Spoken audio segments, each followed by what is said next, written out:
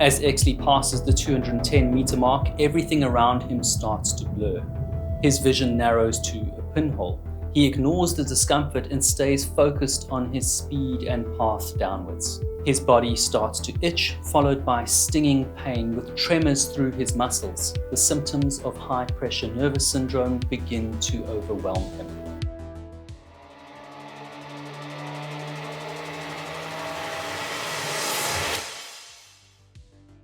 Sheck Exley wasn't just a diver, he was a pioneer. At 16, while most teenagers were still figuring out who they were, he was already underwater, breathing compressed air, chasing the unknown. But tragedy struck early. At 19, he and his younger brother Edward were pushing their limits, competing to see who could free dive deeper in Florida's Wakula Springs. Edward never came back. For Sheck, it was a moment that could have ended everything. Instead, it lit a fire. He'd keep diving, but he'd make it safer. He promised himself and his parents that no one should suffer that kind of loss again. That vow shaped him. At 22, working in the Bahamas as a safety diver, Exley tried to save two men attempting a reckless record dive on compressed air. He reached 142 meters before stopping. It almost killed him. The two divers he was trying to protect weren't so fortunate. The incident cemented his reputation. Exley had an extraordinary tolerance for nitrogen narcosis, and more importantly, the discipline to respect its limits. By 23, he wasn't just diving caves, he was rewriting the rules. Exley had logged over 1,000 cave dives, more than anyone in the world at the time.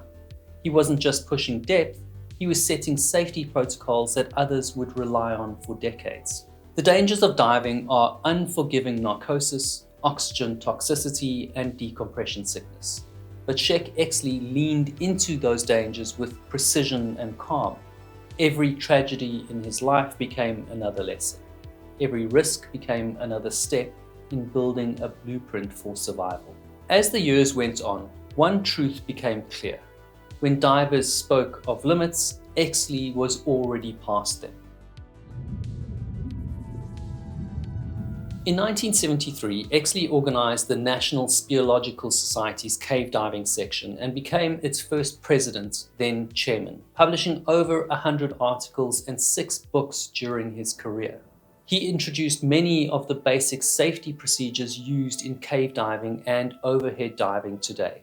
For purposes of rescue during cave diving, Exley helped standardize the use of the octopus, a redundant second-stage diving regulator that acts as a backup if a diver's primary regulator fails, or donates to their buddy in an out-of-gas emergency.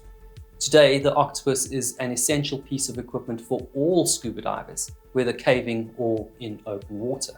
In 1984, Exley left the family car dealership and began teaching mathematics in Sewanee High School in Live Oak, Florida, to free up more time to allow him to travel to deep sites in Mexico, the Caribbean, and around the world to perfect his diving craft. Exley also bought a property at Cathedral Canyon Springs, about 10 miles from Live Oak, which had a karst or limestone sinkhole that forms part of the Falmouth system. He bought the land around this karst window for easy access to the site, which became his playground where he practiced his cave diving skills. Exley was equally famous for his expertise in extreme deep diving. He was the first diver to go beyond the 244-meter depth mark. Less than 30 people have been that deep on scuba, and he held several records for the longest distance traveled in a single cave dive. His peak was when he held the records for both deep and distance cave diving. In his 29 years of cave diving, Exley made over 4,000 dives and wrote 2 major books in basic cave diving: A Blueprint for Survival in 1979 and Caverns Measureless to Man in 1994, which became a go-to handbook for cave diving enthusiasts. In May 1990, Jim Bowden leads an exploration group on a project to survey 5 cenotes in sinkholes located on a large ranch in El Rancho Azufrosa in northeastern Mexico. Of the group of unusual karst features, Zacatón, or El Zacatón, is the only sinkhole to have a noticeable water flow. Following the source of the El Nacimiento spring that supplies a nearby river, the explorers notice an opening near a limestone outcropping. Two members of the team, Jim Bowden and Gary Walton, dive and follow the current to see where it leads. The divers find a small cave and continue in a northeast direction until they reach the end of their line on their reel. Since the passage seems to continue, they turn back to get another reel and return to their tie-off and continue their exploration. The bottom is 17 meters deep and filled with skeletons of turtles, so they name it Dead Turtle Passage. Soon, the divers see a shaft of light at a distance and reach the end of the tunnel after covering a distance of 230 meters. They emerge into the emerald waters of Zacatón at a depth of 8 meters below the waterline. The divers surface in a beautiful cenote surrounded by limestone wall cliff 20 meters high. On the surface, tall zacate grass glides across the lake whenever the winds blow, which is where Zacatón got its name. The project uses a plumb line to record the depth of the sinkhole at 76 meters deep. In April 1993, the project continues the exploration of the 5 cenotes. Sheck Exley joins the team to dive into the unexplored depths.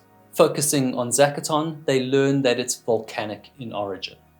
The waters are highly mineralized with a sulfur odor, slightly acidic and hydrothermal with a constant temperature around 30 degrees Celsius. They find another surprise.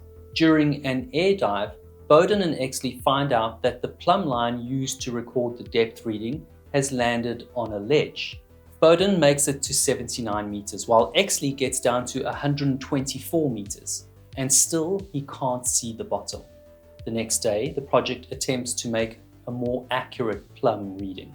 The line with a weight spins off the reel, going past 152 meters, past 305 meters, and finally stops at 330 meters, making Zacatón one of the deepest known water-filled sinkholes in the world.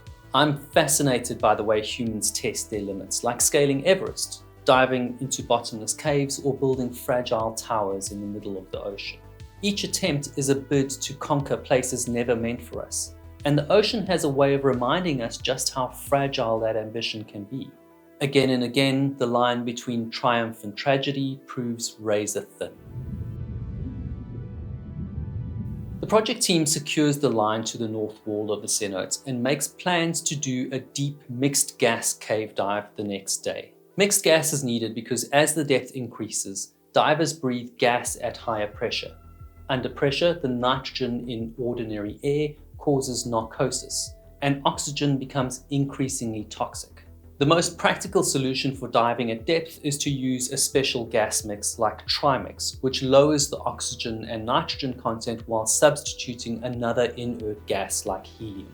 The mixture allows a diver to go deeper without suffering narcosis or oxygen poisoning, and it also reduces the amount of time spent at decompression stops during their ascent to the surface. The next day, Bowden makes a dive to 154 meters, while Exley makes it to 220 meters. As the week of diving comes to an end, Exley and Bowden agree to return together to Zacatón and explore the depths of this upside-down Everest. They've found the perfect site for an open circuit dive past 300 meters. It's warm, there's no currents, the natives are friendly, and access to the system is not complicated. Bowden and Exley decide that within 1 year they'll attempt to dive to the bottom of Zacatón, a 305-meter milestone that no one else has ever attempted on scuba. Members of the project make 6 trips to Mexico during the next 12 months. Bowden increasingly dives deeper to prepare himself for the 305-meter attempt. Exley goes to South Africa to attempt a record-breaking dive to reach the bottom of a huge underwater cave at Bosman's Hut, or Bushman's Hole. I've made another video about Dave Shaw's depth in the same cave, which I'll link here. Exley descends fast into the darkness. As he passes the 210-meter mark, the rapidly increasing pressure causes everything around him to blur. His vision narrows like straining to peer through a pinhole. He keeps his focus and ignores the discomfort, maintaining his speed and path downwards. His body starts to itch, followed by stinging pain. Then his muscles experience intense, uncontrollable tremors. The symptoms of high-pressure nervous syndrome begin to overwhelm him. Beyond 150 meters, breathing helium exposes the diver to a neurological reaction caused by the rapidly increasing pressure. The severity of the effect depends on the diver's rate of descent, the depth, and the percentage of helium. The eyes shrink, causing divers to see flashing auras around people and objects. They can get drowsy with violent body tremors, convulsions, and hallucinations. The only way to stop these high-pressure nervous syndrome symptoms is to ascend, but Exley is focused on reaching the bottom. He decides to push through despite the distance he still needs to descend to break a new record. The tremendous pressure causes the air in his dry suit to compress, losing its buoyancy. The high-pressure nervous syndrome tremors are so intense that he has difficulty with even simple tasks like operating his inflator. With his tanks and weights, he's dropping like a rock to the silty bottom of the cave. The pressure is 27 times higher than the surface, and it takes time for the gas in his buoyancy compensator to reach neutral buoyancy.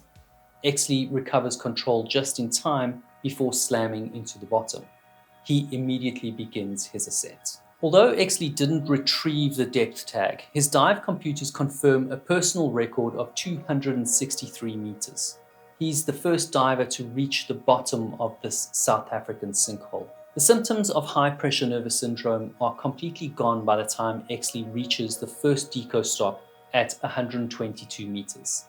At this extreme depth, Exley didn't only endure the symptoms of high-pressure nervous syndrome, he also had to endure the intense cold.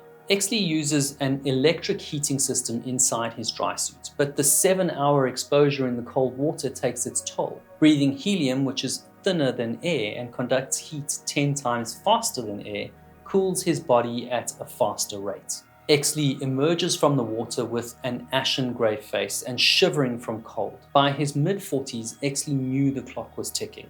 His years of chasing world records were drawing to a close. When he's asked, why do such deep dives? He replies, I held both the world depth and distance records in 1970. I thought it would be nice to hold them both again before I retire. It just took me nearly 20 years to do it. He pauses before adding, I wanted to get to 1,000 feet. It's a nice round number, but that might be pushing it. I'm going to have to hang up my tanks, at least from that sort of thing, pretty soon. I guess the real reason I'm doing it is I just want to know what's down there. On the 4th of April 1994, the project with Exley, his ex-wife Mary Ellen Eckhoff, also an accomplished diver, Bowden and his wife Karen Hull, diver physician Anne Kristovich, and Marcus Gary assemble at Rancho Asafusa for the 305-meter attempt. Exley wants to keep the number small and personal.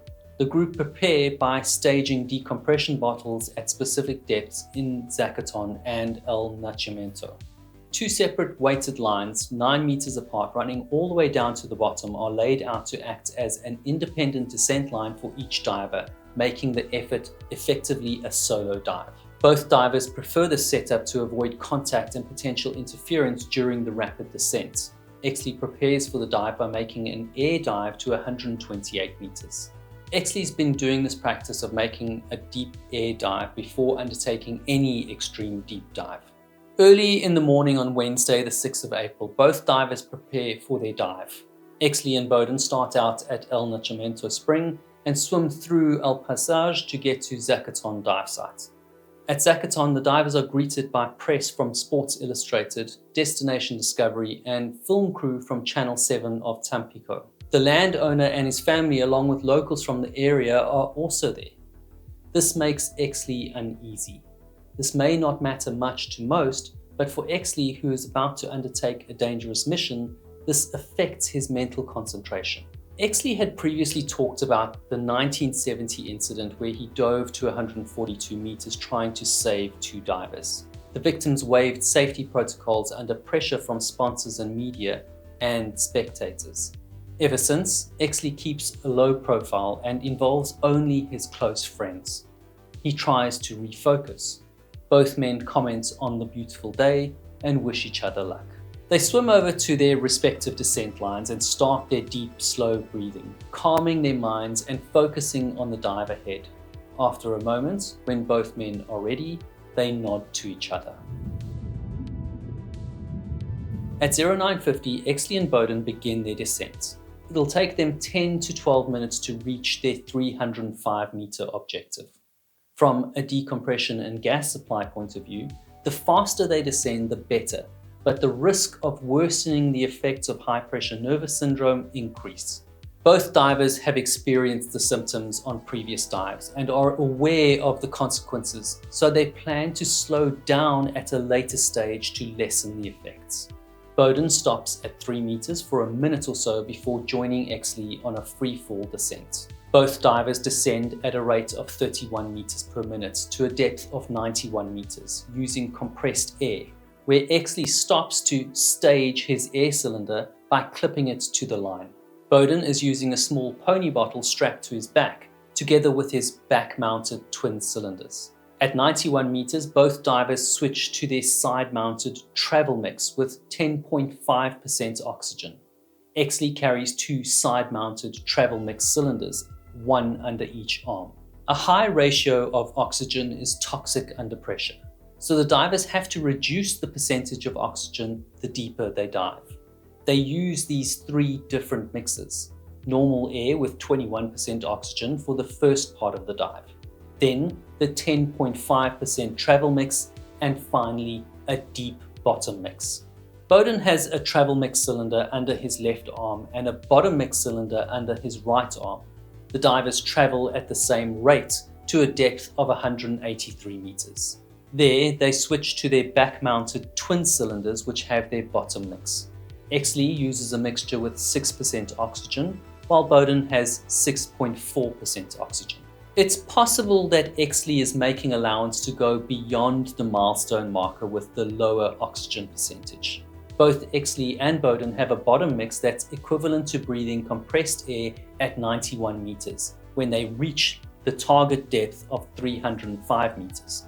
As they descend between 229 to 244 meters, both men are supposed to slow down to avoid the symptoms of high-pressure nervous syndrome. For Bowden, everything goes as planned, but beyond the 244 meters, he begins to feel a slight muscular tremor. Bowden can still see Exley's lights in the distance, but that's the last time he sees him. 11 minutes has passed since the divers began their descent. At 274 meters, Bowden expects to have 124 bar of gas in his bottom mix cylinders, but he's shocked to find that it's almost half that. At that depth, if the pressure drops to less than 35 bar, his regulator won't be able to supply the gas he needs. The water pressure will be higher than the pressure of gas in his tank as it passes through the regulator. He inflates his buoyancy compensator, which is connected to his twin cylinders, using up even more of his bottom mix gas, but manages to stop his descent at 282 meters. Because his twin cylinders are now low on gas, he switches to his backup bottom mix cylinder under his right arm and starts his ascent. By the time he reaches his first decompression stop at 137 meters, he's used his backup bottom mix and the remaining travel mix under his left arm. Bowden switches to the decompression stage bottle and turns on the valve, but the regulator free flows. Bowden can't fix the problem, so he opens and closes the valve of the bottle for each breath. The next staged decompression bottle is between 107 and 91 meters, and it'll take 8 minutes with several stops to get there. As for Exley, we don't really know exactly what happened to him, but I'll try to reconstruct and explain what I think happened and speculate on the possible causes of his death based on the incident report and other evidence gathered by experts. Exley has a high tolerance for nitrogen narcosis, but he's vulnerable to the effects of helium. So anywhere from 210 to 244 meters deep, it's safe to assume that Exley may have experienced early symptoms of high-pressure nervous syndrome. Like in Bushman's Hole, Exley is focused and determined, but the deeper he goes, the pain and tremors worsen. Exley and Bowden follow a strict breathing rate, and each breath is calculated and accounted for. At extreme depth, because gas is compressed, Breathing faster consumes exponentially more gas than at the surface. With tremors, the involuntary muscular movements eat up precious oxygen. Along with stress, this changes his breathing rate. That could also explain why Bowden used his gas faster. I don't know if Exley was using a dry suit or a wetsuit. The waters of Zacatón are hydrothermal with a constant temperature of around 30 degrees Celsius. That's warm for a dry suit, but during a previous interview, Exley had said he likes having the backup buoyancy compensation the dry suit provides. You can pump gas into a dry suit, which acts like a balloon. With or without a dry suit, a diver loses his buoyancy at that depth regardless, which would have added complexity. As Exley descends nearing his target depth, he's already suffering from high-pressure nervous syndrome. Everything is blurry, and even with his lights, everything is dark and his vision is limited. Since he's dropping like a rock, he tries to operate his buoyancy compensator to regain his buoyancy. But the BC takes time to respond. To stop his descent, he instinctively grabs the descent line and wraps it around both arms and the valve of his side-mounted bottles. This stops his descent. His wrist-mounted dive computer reads 276 meters. After stopping his descent, Exley attempts to ascend, but first he needs to untangle the line wrapped around his arm and the tank valve. The symptoms of high-pressure nervous syndrome are still there, which makes it more difficult to perform a complex task.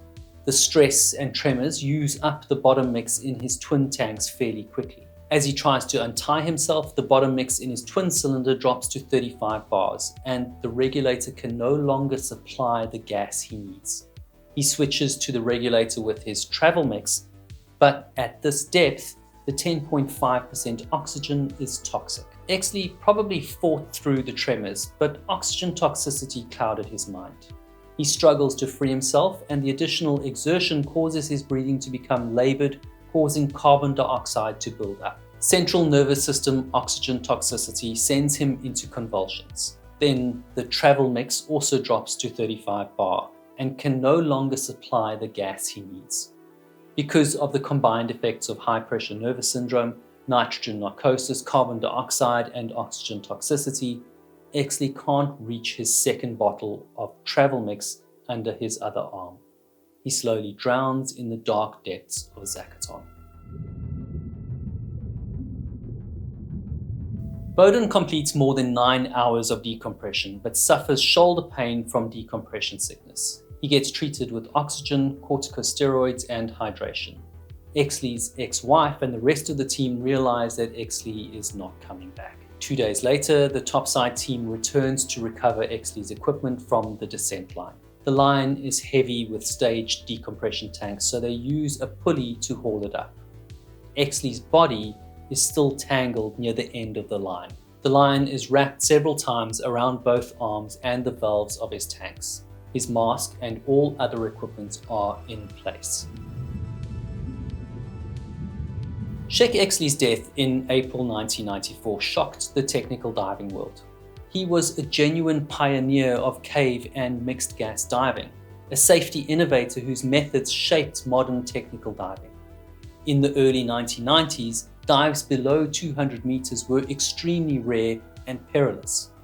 Exley's death at Zacatón made it painfully clear how little was known about human physiology at such extreme depths. All indications pointed to a convergence of high-pressure nervous syndrome, narcosis, and rapid gas consumption as plausible contributors to his death, but no single definitive cause was ever established. In Exley's own words, "There are places that no one else has been to since the dawn of time. You can see the dark side of the moon, even Mars, but not the back of a cave unless you go there. There's a special feeling when you know no one else has been there before." Coming up in the next episode, we dive into the battle to raise the sunken ships of Pearl Harbor, where engineering, memory, and the weight of history collide beneath the waves.